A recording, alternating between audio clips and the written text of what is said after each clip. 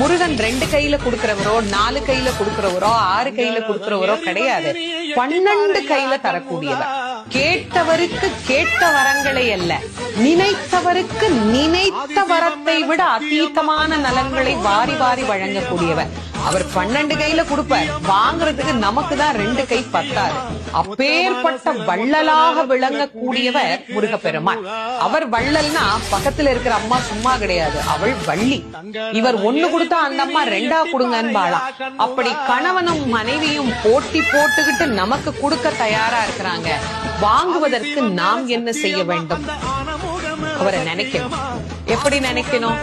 அரை நிமிஷமாவது நினைக்கணும்.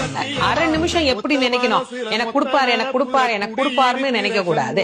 முருகப்பெருமானை உள்ளம் உருகி, அந்த உள்ளம் உருகுகிற போதே நமக்கு அப்படியே கண்களில் இருந்து ஆனந்த கண்ணீர் அப்படியே பெருகும்.